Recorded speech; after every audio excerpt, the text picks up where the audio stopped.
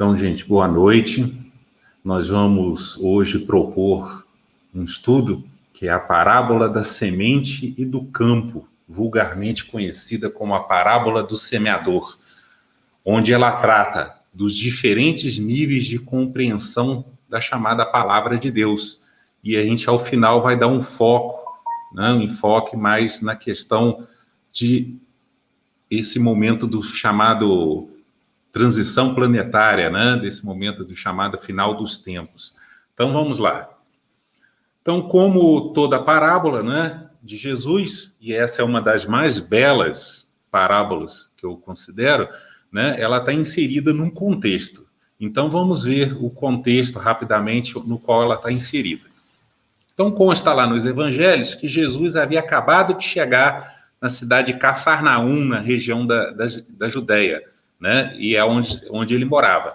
E aí, num certo dia, ele saiu de casa e ele se sentou junto ao mar da Galileia, quando então aproximou-se dele uma multidão para ouvi-lo. E consta lá que a multidão era tão grande que ele chegou ao ponto dele ter que deixar a multidão à beira da praia e ele entrou num barco, né? E começou a falar muitas coisas por parábolas, e foram muitas coisas mesmo, né?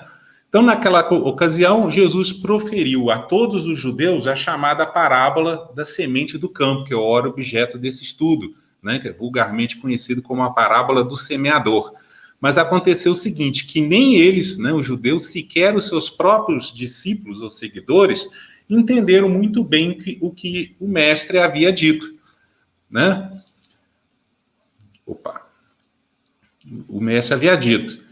Qual que é a parábola? Ele falou o seguinte, ó, eis que o semeador saiu a semear, e quando semeava, uma parte da semente caiu ao pé do caminho, e vieram as aves e comeram-na, e outra parte caiu em pedregais, onde não havia terra bastante, e logo nasceu, porque não tinha terra funda. Mas vindo o sol, queimou-se e secou-se, porque não tinha raiz. E outra caiu entre os espinhos, e os espinhos cresceram e sufocaram-na. E outra caiu em boa terra, e deu fruto, uma a 100, outra a 60 e outra a 30. Aí ele concluiu dizendo, quem tem ouvidos para ouvir, ouça. Então a gente viu, né, que Jesus, ao final, deixou bem claro, né, o entendimento de que nem todos, como de fato aconteceu, teriam a mesma capacidade espiritual de compreensão do que ele havia acabado de falar, né?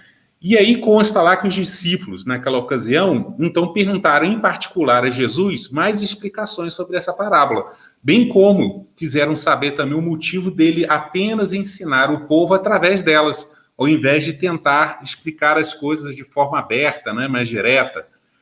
Aí, Jesus, citando as antigas escrituras, aqui no caso especial ele citou Isaías, disse para eles, a vós, né, vocês, os discípulos, é dado conhecer os mistérios, que são os segredos referente ao reino dos céus, mas a eles, ao povo, não é dado o quê? Conhecer ainda naquele momento, né, que a gente vai ver lá, porque o coração deles estava endurecido, né, mas um dia será dado a conhecer, né?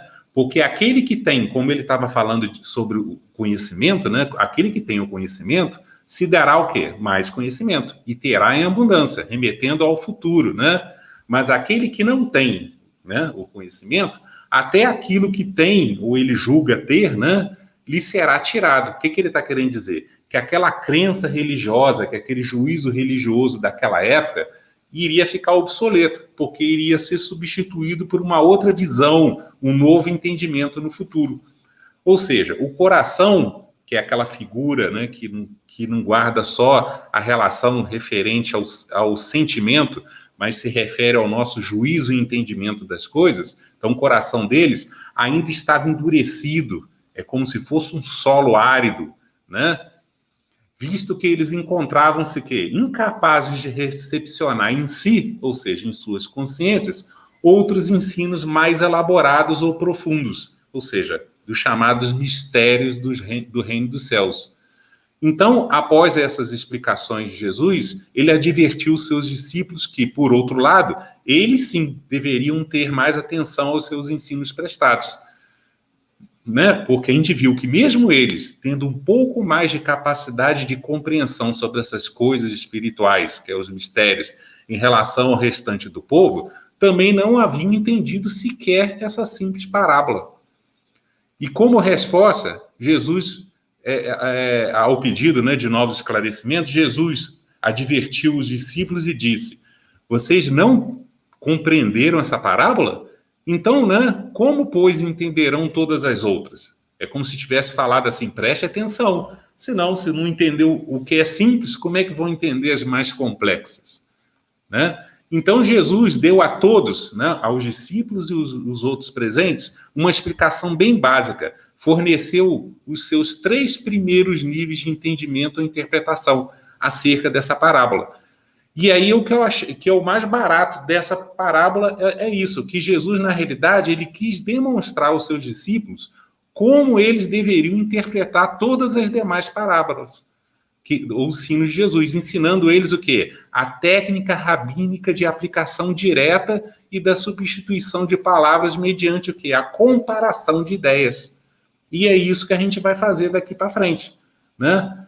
Então o mestre, citando as antigas escrituras, disse para eles, aí ele foi fazendo essa associação. Esta é, pois, a explicação da parábola. A semente é a palavra de Deus, é como se fosse assim, semente igual palavra de Deus. Visto que o semeador que semeia a semente, semeia o quê? A palavra de Deus no seu campo, ensinando o quê? Aos homens do mundo as coisas de Deus, divinas, né? E aí ele continuou fazendo outras associações. E que ouvindo alguém a palavra de Deus e não entendendo, vem o maligno, que é a figura do adversário, que a gente não deve entender aqui como sendo uma personalidade do mal, né? O Satã ou o diabo, mas sim a ideia de que são as mais inclinações humanas, né? Aí ele falou assim, vem, né, esse adversário e tira o que foi semeado no coração do homem, que é o juízo, né? Este pois, o que foi semeado ao pé do caminho. O que foi semeado em pedregais é o que ouve a palavra e logo a recebe com alegria, mas não tem raiz em si mesmo, antes é de pouca duração, ou seja, aquela empolgação, alegria, né? E chegada a angústia e a perseguição por causa da palavra, logo se ofende, ou seja, se entristece, se desviando daquele ensinamento, daquele caminho, né? E o que foi semeado entre espinhos é o que ouve a palavra, mas os cuidados deste mundo e a sedução das riquezas sufocam a palavra e ela fica infrutífera. Mas o que foi semeado em boa terra é o que ouve e compreende a palavra e dá fruto, ou seja, pratica aqueles ensinamentos, né, que foram ensinados, aquelas mensagens que foram ensinadas. E produz uns a 100, outros a 60 e outro a 30. A seguir, Jesus também propôs outras parábolas sobre o chamado reino dos céus, porque foram uma sequência de 7 parábolas. Aí ele falou a do joio e do trigo, a do grão de mostarda, a do fermento e da farinha, tentando definir o quê? Esse reino dos céus. E aí consta lá que ele anunciou nessa sequência de parábola as coisas ocultas, ou seja, os mistérios, desde a fundação, ou seja, desde a criação do mundo. Depois, consta lá que Jesus despediu a multidão e voltou para dentro de casa. Contudo, os discípulos também não entenderam essas outras parábolas, em particular a do joio e do trigo. E aí pediram novas explicações, né? E aí consta lá que Jesus deu apenas aos discípulos os seus, né, essas novas explicações, fornecendo então o quê? Os 4 níveis de entendimento. Após, ele ainda citou 3 parábolas curtas ou rápidas, a do tesouro escondido, a da pérola preciosa, né, e a da rede de pesca, que é complementar, né, ao entendimento do joio e do trigo. E, depois de concluí-lo, Jesus perguntou para os seus discípulos, e aí, vocês entenderam todas as coisas? E aí os discípulos disseram, entendemos, sim, senhor. Né? Vocês entenderam, gente? Então, vamos lá. Qual será a interpretação dessa parábola? Como sempre, né, eu vou trazer para vocês o entendimento, né, de acordo com a técnica hermenêutica de interpretação segundo a Cabalá judaica, trazendo para vocês os 4 níveis de entendimento, ou seja, a gente vai seguir aquele modelo de interpretação das parábolas que Jesus ensinou, né? Lembrando que o primeiro nível de interpretação é aquele que a gente chama de interpretação literal, onde a gente interpreta o que está segundo o que está escrito, né, ao pé da letra. E dali, geralmente, a gente tira aquele chamado sentido moral, que é aquele de fácil entendimento, mas de difícil aplicabilidade na nossa vida, porque demanda o quê? Muito boa vontade, humildade, né, força de vontade, né? O segundo nível é aquele onde a gente faz uma conexão ou concordância de entendimento entre essa parábola ou ensino com outras parábolas ou ensinos contidos tanto nos evangelhos, que é o Novo Testamento, quanto nas passagens do chamado Antigo Testamento. E aí a gente faz aquela chamada concordância sistêmica, ou seja, o entendimento de um lado tem que concordar com o que está no outro. Terceiro nível de entendimento é aquele que a gente faz a identificação, igual Jesus fez lá, e a constatação do verdadeiro sentido das figuras simbólicas e alegóricas que foram utilizadas. Então a gente vai ver que a semente tem um significado, o campo tem um significado, a planta que nasce dali tem um significado, o solo, né, tem um significado, e a gente vai obter esses entendimentos. E por fim a gente vai entrar no quarto nível de entendimento, que é aquele chamado sentido espiritual, onde a gente tira o espírito da letra. E dali a gente trata das questões dos chamados mistérios que Jesus falou, né, os mistérios desde a fundação do mundo, a questão das profecias e também a questão da escatologia, que são aqueles assuntos que tratam do momento do chamado final dos tempos, que é esse momento que nós estamos vivendo. Então a gente vai tentar demonstrar para você o que essa parábola tem a nos trazer sobre isso. Então vamos lá, gente.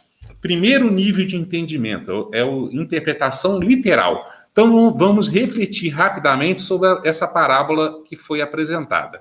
A gente viu lá que um certo homem, que é semeador, saiu ao seu campo para semear a sua boa semente, que a gente viu de acordo com o que foi falado na parábola seguinte, do joio e do trigo, essa boa semente é a do trigo, né? A semente foi semeada de forma proposital em diferentes partes do seu campo. Ele disse lá, ao pé do caminho, entre os rochedos pedregais, entre os espinhos e em um bom solo preparado. As sementes que caíram ao pé do caminho sequer germinaram, pois logo foram comidas pelas aves do céu, se perdendo. As sementes que caíram em terreno rochoso germinaram de forma precária, mas as plantas que nasceram dali, né, não duraram muito tempo devido à ausência de raízes profundas e ao forte sol, secando-se. As que caíram entre os arbustos espanhosos germinaram, mas as plantas que nasceram acabaram sendo sufocadas por elas, não vingando. Porém, ao contrário das outras sementes que se perderam por completo, as que caíram num bom solo previamente preparado germinaram e as plantas cresceram, dando frutos, mas frutificaram de forma proporcional às suas condições particulares. Aí lá fala 1 a 100, 1 a 60 e outros a 30 por 1, né? Então, gente, com base nesse primeiro nível, são várias as passagens evangélicas onde Jesus procurou exemplificar esse ensino, né? E explicar aos seus discípulos as diferentes condições e capacidades humanas quanto a esse grau de interesse ou de boa vontade, que a gente pode dizer assim, de compreensão dos seus sublimes ensinos que foram prestados. Por isso é que ele, naquela época, ensinava o povo judeu as coisas espirituais apenas por meio de quê? De parábolas, ou seja, através de comparações ou metáforas claras, utilizando-se para isso de instrumentos didáticos que eram conhecidos por todos. Então, por isso que ele falava sobre pesca, sobre semeadura, né? Sobre as festas judaicas. Mas os seus discípulos, né? Aos seus discípulos, ele ensinava as coisas abertamente. Aí vem lá. Sob a figura do pé do caminho, que simboliza a ideia do coração endurecido, naquele mesmo contexto evangélico, Jesus falando sobre o povo judeu, que tendo ainda um coração endurecido, né, assim como se fosse um solo árido, né, recusou a sua doutrina, ele explicou aos seus discípulos dizendo, né, por isso lhes falo por parábolas, Porque eles, o povo, vendo, não veem, e ouvindo, não ouvem nem compreendem. E nele se cumpre uma profecia lá de Isaías, que diz: ouvindo ouvireis, mas não compreendereis, e vendo vereis, mas não percebereis. Aí ele explicou, porque o coração, que a gente vê que simboliza o juízo deste povo, está endurecido, e ouviram de mau grado com seus ouvidos, e fecharam seus olhos, para que não vejam com os olhos, e nem ouçam com os ouvidos, e compreendam com o coração, e se convertam, na ideia de que se arrependam, né? Mudam suas condutas morais, e eu os cure. Sobre a figura dos pedregais, que simboliza o coração impulsivo, a gente viu que naquela conversa, naquele episódio da conversa de Jesus com o jovem rico, que tendo ainda um coração impulsivo, né, pretendeu segui-lo, quando então o mestre orientou ele a seguir os mandamentos de Deus, mas o rapaz empolgado disse a ele: tudo isso, né, que você me orienta, tenho guardado desde a minha mocidade, que me falta ainda? Aí Jesus disse para ele: se você quer ser perfeito, vai e vende tudo que tem, ou seja, se desapegue dessas coisas do mundo, né? E dá aos pobres, ou seja, seja misericordioso e fraterno, e terá um tesouro no céu. E vem e me segue. Mas aí consta que o jovem, ouvindo aquela palavra, retirou-se triste. Ou seja, igual aquele exemplo que Jesus colocou lá da semente nas pedras, né? Porque possuía muitas propriedades. Disse então Jesus aos seus discípulos: em verdade vos digo que é difícil entrar um rico, ou seja, um homem, uma pessoa muito apegada, no reino dos céus. Sobre a figura dos espinhos, que simboliza a ideia de um coração dividido, né? Por outro lado, durante o Sermão da Montanha, consta lá que Jesus, falando sobre os seus demais seguidores que, tendo ainda um coração dividido, deixaram de segui-lo, abandonando a sua doutrina, ele explicou aos seus discípulos: ninguém pode servir a dois senhores, porque há de odiar, ou seja, amar menos, rejeitando, né, um, e amar mais, né, seguir o outro, e se dedicará a um e desprezará o outro, né? Não podeis servir a Deus e a Mamon.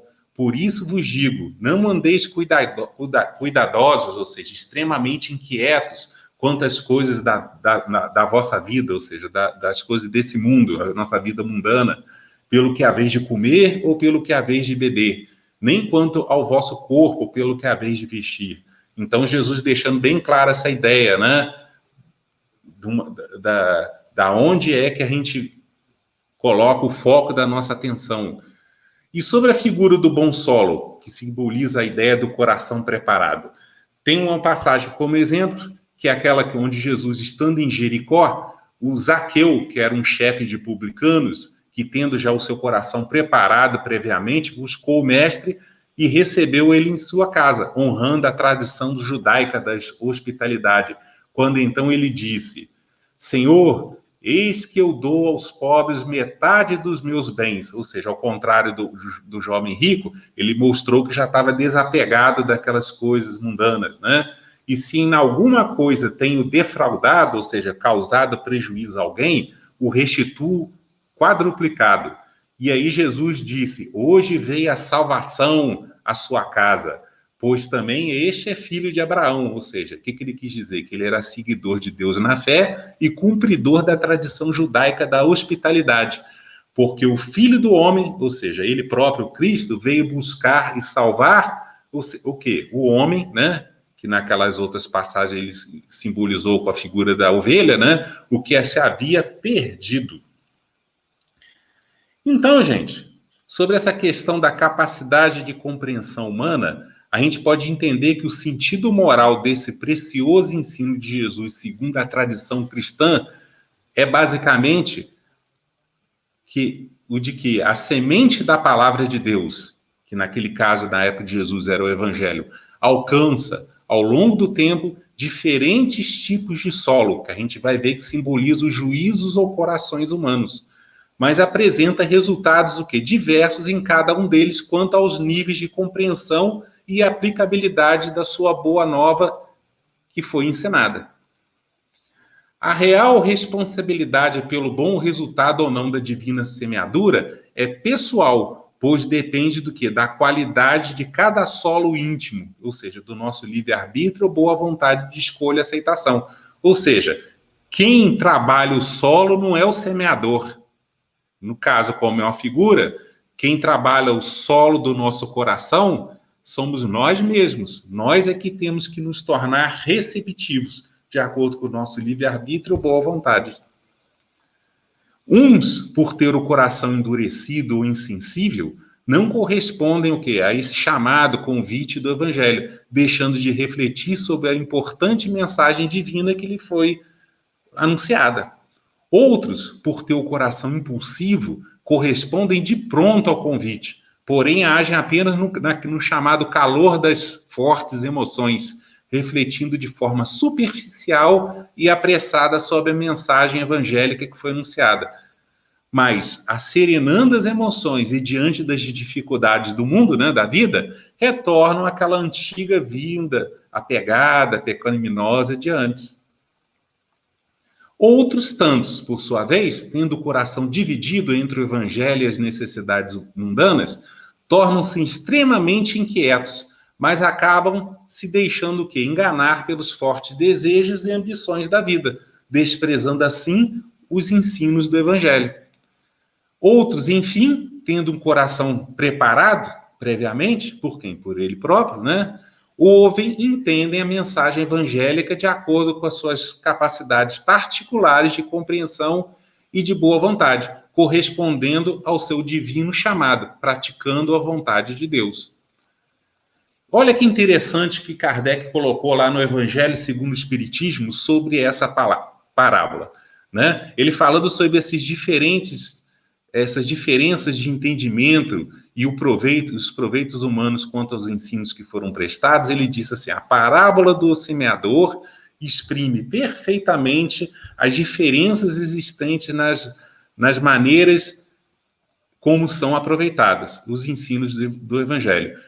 Quantas pessoas há com efeito para as quais não passa ela de letra morta, e que assim como a semente caída entre os pedregulhos, nenhum fruto dá. Ou seja, Kardec aqui está dando sentido moral do ensinamento, tá? E ele demonstrando essa diferença de compreensão e de aplicação do ensino, inclusive falando sobre o caso particular nosso, né, dos próprios espíritas, olha só o que ele falou. Não menos justa aplicação encontra a parábola nas diferentes categorias de espíritas, ou seja, tipos de espírita. Não se acham simbolizados nelas os espíritas que apenas atentam aos fenômenos materiais e nenhuma consequência espiritual ou moralizante, né, tiram deles, porque neles mais não vêm do que fatos curiosos? Ou seja, vai lá, isso já acontece, né? Kardec falou que já acontece desde aquela época, às vezes vai num centro espírita por causa do médium, ou por causa dos efeitos que acontecem lá, né? Das curas, né? Ou dos fenômenos, se é uma reunião mediúnica ou é uma reunião de materialização, né? Mas esquecem de ouvir, às vezes, aquela preleção antes, né? Evangélica que geralmente são feitas. Igualmente, entre os espíritos que apenas se preocupam com o lado brilhante das comunicações dos espíritos, pelas quais só se interessam quando lhes satisfazem a imaginação, e que depois de as terem ouvido, se conservam tão frios e indiferentes, ou seja, insensíveis quanto antes. Os que reconhecem muito bons conselhos e os admitem, mas não para serem aplicados para si próprio, mas sim para os outros. Pois julgam-se o quê? Melhores que os outros, ou seja, demonstrando aquela ideia da soberba que Jesus tanto falava nos seus evangelhos, né? Também entre aqueles homens, finalmente, para os quais essas instruções evangélicas são, assim como a semente da palavra de Deus que cai em boa terra e dá fruto, ou seja, provocando principalmente em nós próprios, né, a necessária e desejável transformação ou mudança íntima de conduta moral, aquilo que Jesus nos evangelhos chamava de arrependimento, que remete a uma outra palavra hebraica chamada techuvá, que tem essa ideia justamente isso, da mudança de conduta moral. É o que nós espíritas chamamos, né, de reforma íntima, né, através dos bons frutos de sabedoria e amor. Com isso, gente, a gente concluiu o primeiro nível de entendimento. Vamos agora para o segundo e terceiro nível juntos, e a gente, como a gente viu lá, a gente vai identificar quais são as figuras que Jesus usou nessa parábola, que a gente já está vendo aí, que é a semeador, semente, é o pé do caminho, pedregais, o que é essa planta, que é o joio ou o trigo, né? Os espinhos, essa ideia da boa terra, do fruto, ou seja, essa parábola ela é bem simples nesse sentido, e a gente vai ver que o próprio Jesus lá antes já deu os significados. Então a gente viu lá as figuras da semente e do solo. Então a gente viu que o próprio Jesus, em suas explicações sobre essa parábola, citando as antigas escrituras, ele forneceu a simbologia da semente e dos tipos de solo quando ele disse: esta é, pois, a explicação da parábola. A semente é a palavra de Deus, ou seja, a palavra do reino também, de acordo com outros evangelhos, né? Visto que o semeador que semeia o quê? A semente semeia o quê? A palavra de Deus. Onde? Nos diversos tipos de solo existentes no seu campo. Então a gente viu lá que a semente, que no caso dessa e da outra parábola do joio e do trigo, a gente viu que a boa semente significa a semente do trigo, representa a palavra do reino, ou a palavra de Deus. E se é a palavra de Deus, representa a verdade. É bom destacar isso, porque na parábola seguinte, a do joio e do trigo, ele vai justamente falar sobre a outra semente, que é do joio, que não é a palavra de Deus. Então é a mentira, né? Que no caso aqui, a gente está falando que a palavra de Deus, que é verdade, é a doutrina do Cristo, que é aquele cristianismo primitivo. Porque na outra ele vai falar da doutrina do Cristo adulterada, tá? Mas aí isso é outra parábola. E aí ele continua: o que foi semeado, ou seja, semear no sentido do que foi transmitido ao seu coração.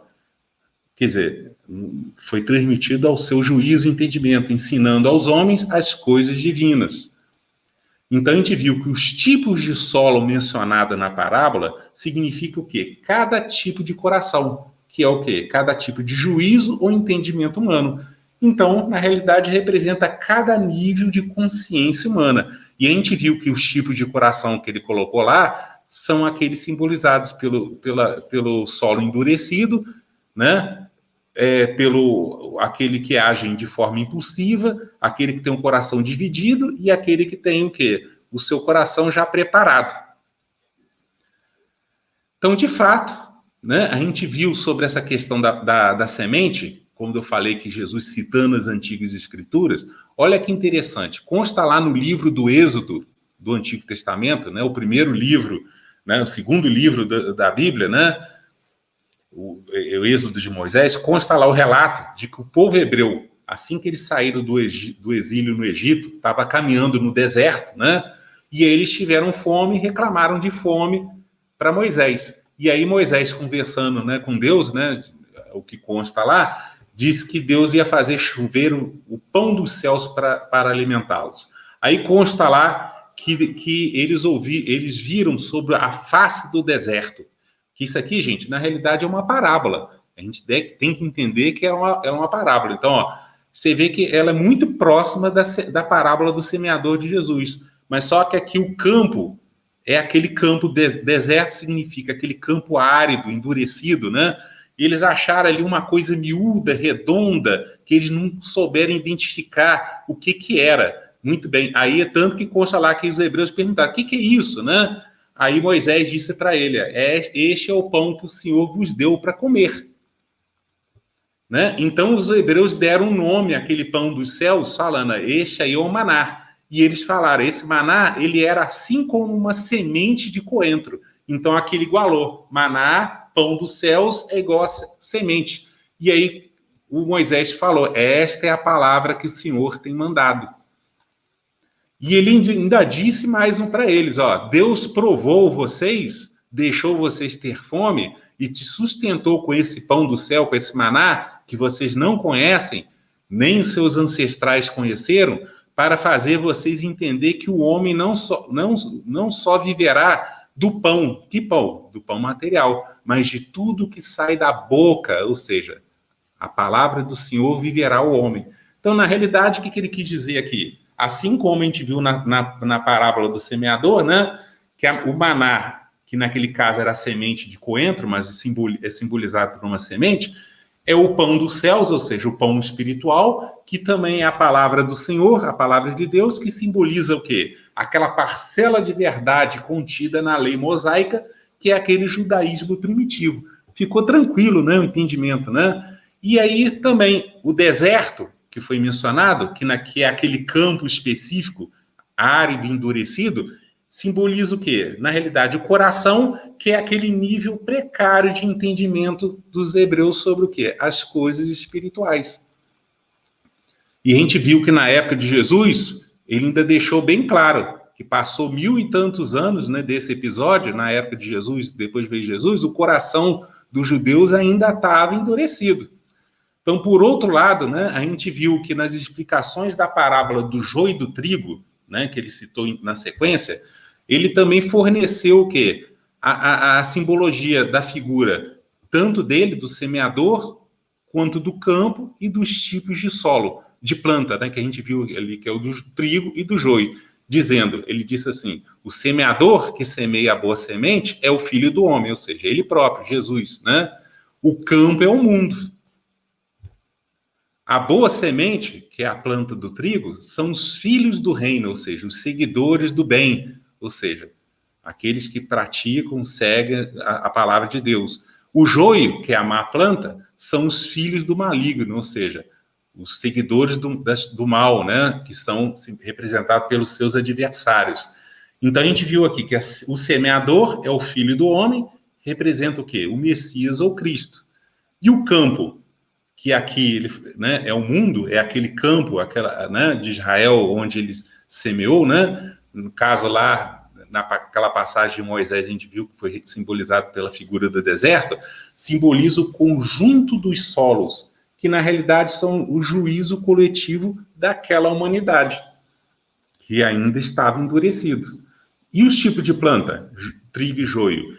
Cada juízo ou entendimento humano, tanto dos seus seguidores quanto dos seus adversários. Então, tranquilo, né, gente? Olha só, para demonstrar que o entendimento é esse mesmo, né, a respeito desse assunto sobre a simbologia da figura do campo, que representa esse conjunto formado por cada tipo de solo, né, Kardec leciona. Lá a gente viu aonde foi depositada a semente, no campo, no solo, né? Aí Kardec perguntou na questão 621, onde está escrita a lei de Deus? A gente viu que a lei de Deus é a semente, né? A palavra de Deus. Aí ele falou, na consciência do homem, ou seja, no seu espírito, que se expressa, né, através das suas ações praticadas. E que a gente viu aqui, ela é representada pela figura do solo e também pela figura do coração. Então, bem simples, né, gente? E aí, ele, na sequência, ele perguntou, então, uma vez que o homem traz escrita na consciência, ou seja, nesse solo ou coração, a semente, né, da palavra de Deus, a necessidade de que ela seja revelada, ou seja, nós que somos espíritas, acreditamos em reencarnação, então a gente entende que não é a primeira vez que a gente ouve essas coisas, né? E ela precisa ser, né? Ela precisa ser revelada? Não estava lá? Aí ele coloca, ele a esqueceu, demonstrando que aquela ideia do coração endurecido, e a menosprezou, aquela ideia do coração dividido. Deus quis que ela fosse lembrada. Então, o que ele está falando? A respeito de uma nova semeadura. E é por isso, então, que ele constantemente manda ao mundo o quê? Missionários, profetas, a fim de sempre alertar os homens quanto à necessidade da compreensão dessa verdade fundamental, que são o quê? Os novos semeadores, promovendo, né, novas semeaduras. E sobre a figura das plantas? Então, a gente viu lá, anteriormente, Jesus, durante o Sermão da Montanha, né, falando sobre os chamados falsos profetas, que são representam os adversários da verdade, né, porque são falsos reveladores das coisas de Deus, orientou o povo dizendo, tomem cuidado com os falsos profetas, porque por seus frutos os conhecereis. Porventura colhem-se uva dos espinheiros ou figo dos abrolhos? Aí ele concluiu, assim toda árvore, que no caso aqui, pelo que a gente está estudando, também representa a figura da planta, boa, ou seja, todo bom seguidor produz bons frutos. E toda árvore má, ou seja, que simboliza os adversários, e ele está falando dos falsos profetas, produz frutos maus. Não pode a árvore boa dar mau fruto, e nem a árvore má, né, dar bons frutos. Logo, pelos seus frutos conhecereis. Então, gente, sem entrar em detalhes, o que ele está querendo dizer aqui? Que os tipos de árvore, que na realidade são os tipos de planta, né, nessa parábola aí do joio e do trigo, representam quem? Os homens. E, na realidade, é cada tipo de juízo humano, tanto dos seus seguidores quanto dos seus adversários. Os seguidores falam a verdade, praticam a verdade. Os adversários travestem a verdade, ou seja, falam mentiras e agem também de forma contrária, né, aos ensinamentos do Evangelho. E os tipos de fruto? Representam as obras, as qualidades que são as qualidades das ações humanas, ou seja, tanto as boas quanto as más obras. Com isso, gente, a gente viu que falando sobre a missão do Cristo do mundo, ele quis dizer aos judeus e particularmente aos seus discípulos naquela época, que cabia justamente a ele, ou seja, o semeador, que é, né, segundo a visão dos judeus daquela época, o Messias ou Machia, né, que em grego a gente chama de Cristo, o cumprimento em sublime missão de todas aquelas inúmeras e antigas profecias judaicas a esse respeito. Por isso que ele dizia nas outras passagens, né, eu sou a luz do mundo, eu sou o pão dos céus, eu sou o pão da vida, eu sou a videira verdadeira, ou seja, ele estava falando, ó, sou eu que tenho que cumprir, né? Está escrito lá nas antigas escrituras. Então, segundo o entendimento dos judeus daquela época, o Messias que eles esperavam seria um rei, um profeta e um sumo sacerdote, o rabi. Mas só que eles não entenderam que naquela época Jesus estava cumprindo uma profecia de Isaías, do chamado servo sofredor, que não dá para a gente entrar em detalhe aqui, e aí Jesus veio como profeta e como rabi, mas não como rei, né? Dessa forma, nem todos naquela época, e muitos até hoje em dia, enxergaram em Jesus o cumprimento dessas incríveis profecias, sequer compreender o quê? Seus preciosos ensinos. Por quê? Aquilo que Jesus falou, o coração deles estava endurecido, assim como um deserto. E aí agora a gente entra para finalizar o quarto nível de entendimento, onde a gente vai tentar tirar o espírito da letra, né? E a gente vê, né, a questão do tempo envolvido nesses ensinamentos. E a gente vê lá que Jesus, falava, né, sobre a nova geração futura de homens, que na realidade a gente pode usar a figura dos tipos de planta, cada um com seu tipo de solo, né? Daqueles que terão, quando no futuro, ao longo das suas muitas encarnações no mundo, ou seja, o solo do seu coração ou consciência preparado previamente para o quê? Receber em si essa tal semente do seu evangelho, dando frutos.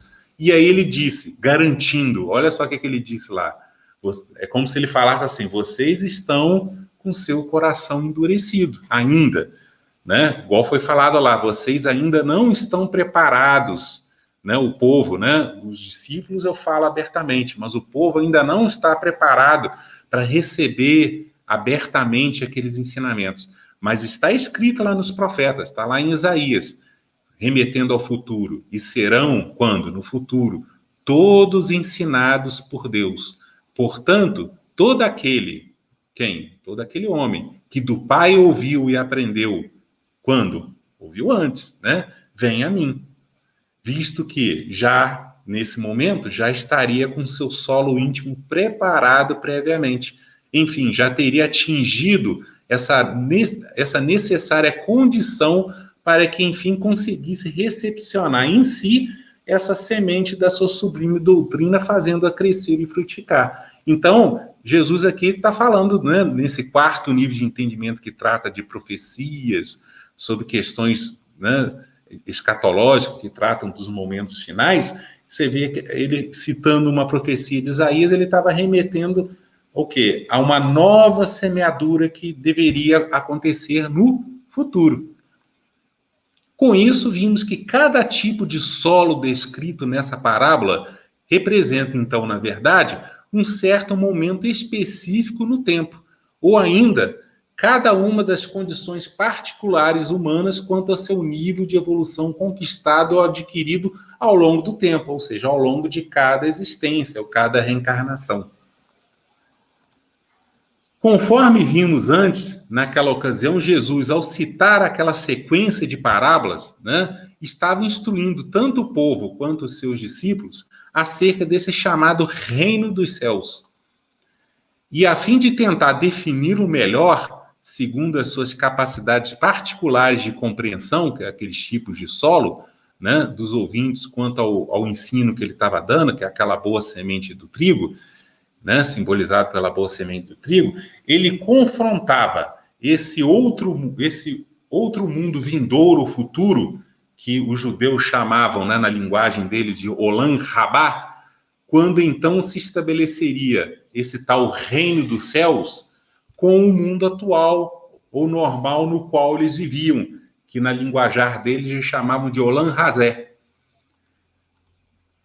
O fato é que os judeus já sabiam que este mundo, ou seja, isso já era do conhecimento deles, que esse mundo, eles chamavam de Olam Hazé, que é o tal do mundo de provas e expiações, que foi falado pelos espíritos a Kardec, ou seja, é a mesma coisa, só muda o nome, iria ter, em algum momento futuro, a sua consumação ou fim, que eles chamavam lá na linguagem deles de Hasharit Hayamim, que lá no Evangelho ele também fala na regeneração.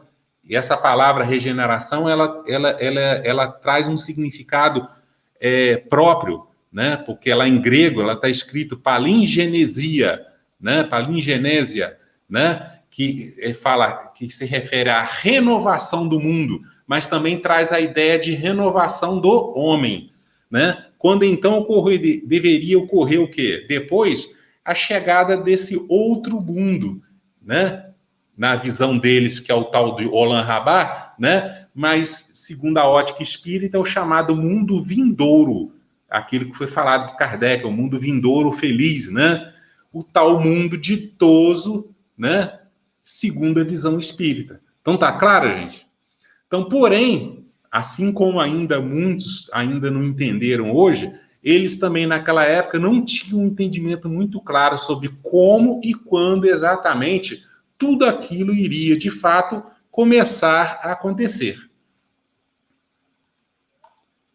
Tanto que Jesus, nas suas explicações sobre a parábola seguinte, né, que foi a do joio e do trigo, onde ele tratou especificamente, junto com a parábola da rede de pesca, sobre esse quarto nível de entendimento, essas questões proféticas, escatológicas, ele falando sobre a figura específica da ceifa, que é a colheita, né, daquelas plantas, havia dito aos seus discípulos: a ceifa é o fim do mundo, ou seja, esse tal Hasharit Hayamim que eles já conheciam, ou regeneração, né? Ou seja, é o tal do final dos tempos, ou o fim daquele ciclo de tempo, né? Que a gente na doutrina espírita chama de mundo de regeneração, que é esse momento que a gente está vivendo hoje.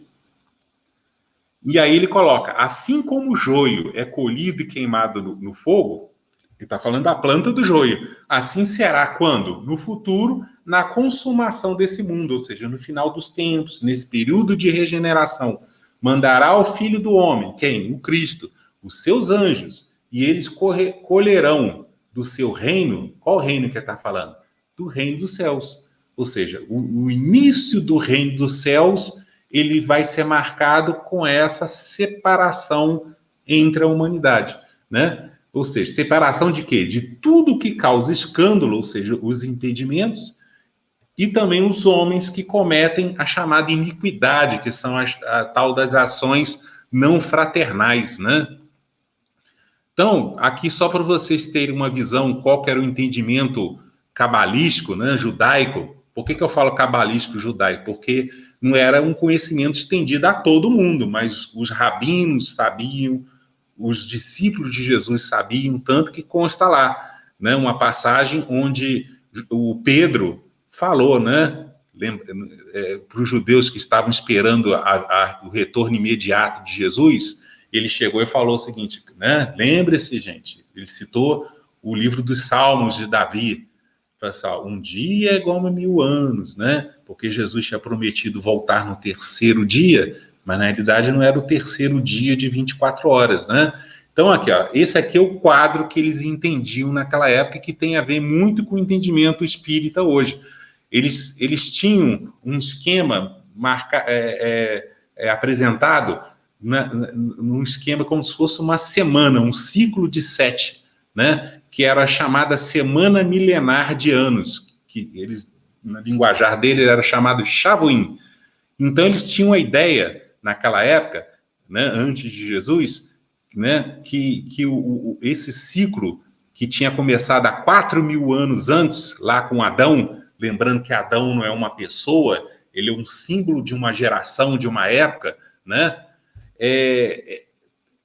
Tanto que lá no Livro dos Espíritos, questão 50 e 51, foi perguntado, Kardec perguntou, né, sobre o tal do Adão, ele falou assim, quando é que esse Adão, né, esse símbolo dessa época, viveu? Aí ele falou assim, mais ou menos naquela data que vocês já fizeram o levantamento, cerca de 4.000 anos antes de Cristo. Então, eles tinham essa ideia de que o Messias que eles esperavam, né, de acordo com algumas profecias, iria vir no 4º milênio depois da criação, né, da fundação do mundo, na visão deles, depois de Adão.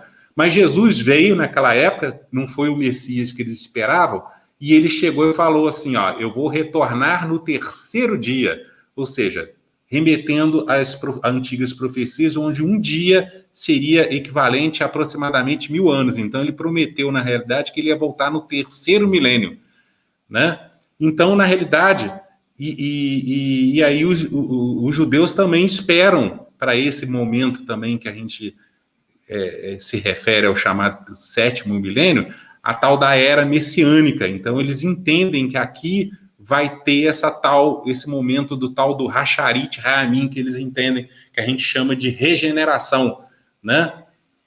E aí, sobre a questão, se esse período seria de acordo com aquele mencionado lá em Mateus e no livro do Apocalipse, seria ou não 1000 anos, isso daí, né, quem viver daqui a 1000 anos vai saber, né?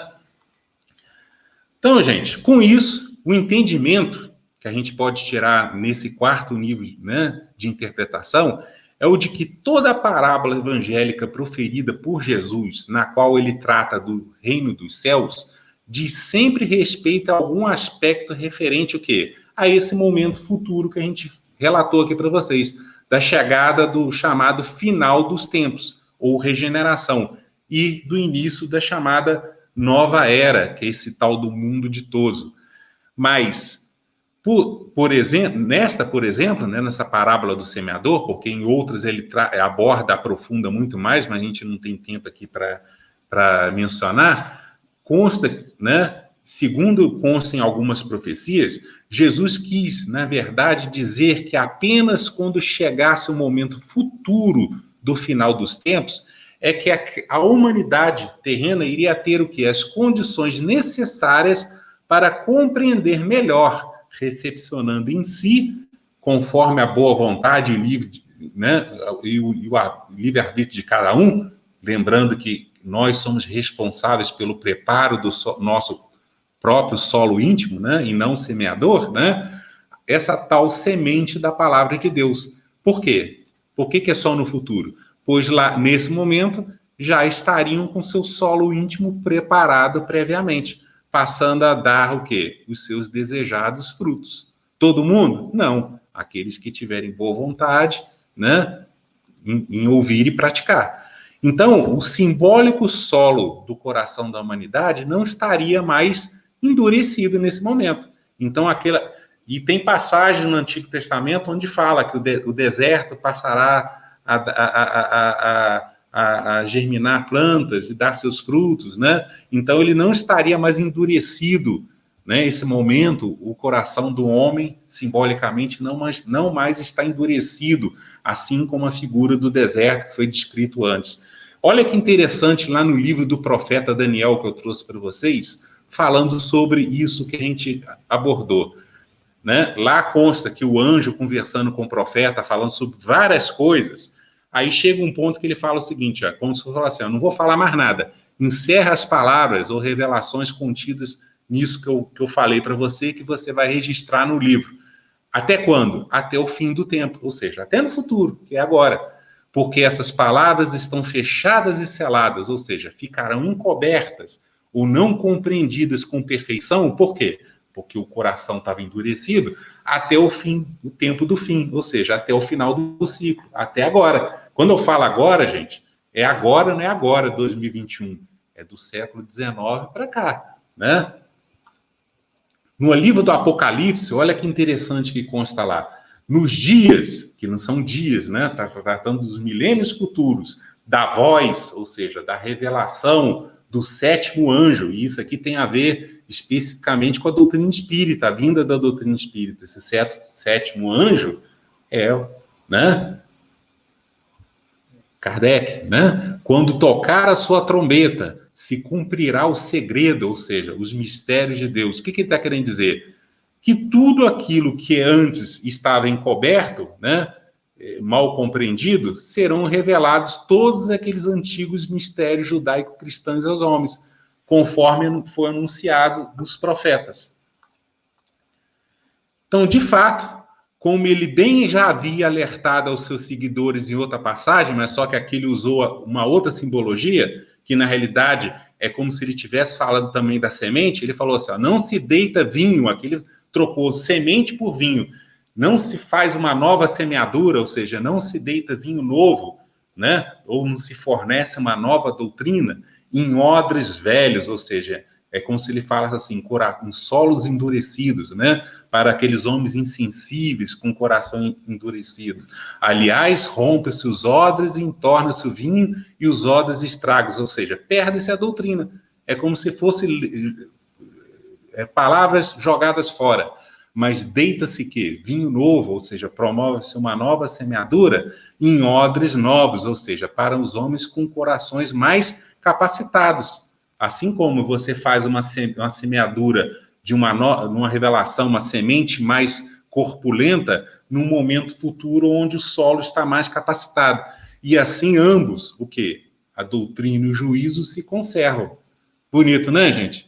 Apenas os homens. Então, resumindo, o que ele quis dizer com isso tudo? Apenas os homens da nova geração, que na realidade é regeneração futura, que são os odres novos, né? Ou os homens com coração preparado, com solo preparado, é que iriam receber no futuro esse vinho novo, ou seja, essa boa semente, que é aquele outro consolador prometido, que é aquela nova semeadura que foi prometida por Jesus.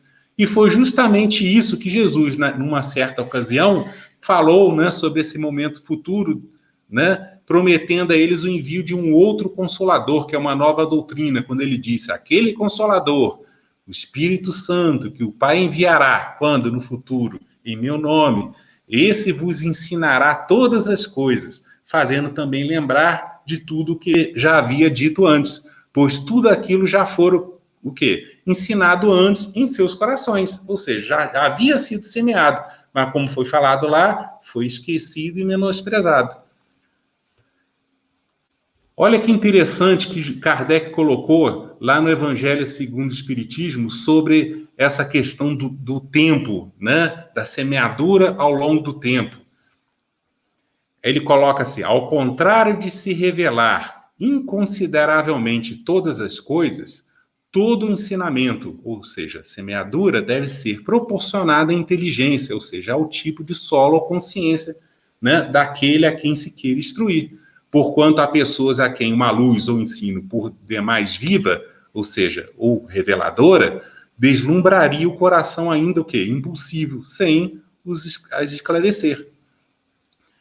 Dá-se com os homens, ou seja, com o campo em geral, né, o que se dá em particular com os indivíduos, ou seja, com cada tipo de solo.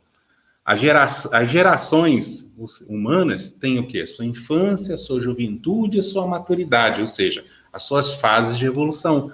Cada coisa tem de vir na época própria, ou seja, sempre de forma gradativa ao longo do tempo, pois a revelação da palavra de Deus ao mundo, assim como a semente lançada à terra, no campo, fora da estação, ou seja, antes do tempo apropriado, ou também sem o solo estar preparado adequadamente, não produz os seus efeitos desejados, pois ela o quê? Não germina, ou seja, não gera a planta e o seu fruto com perfeição. Mas o que a prudência manda calar, ou seja, guardar em segredo aqueles antigos mistérios judaico-cristãos, né, que foram mantidos, né, guardados para ser revelados apenas depois, como a gente viu no futuro, quando estivessem capacitados.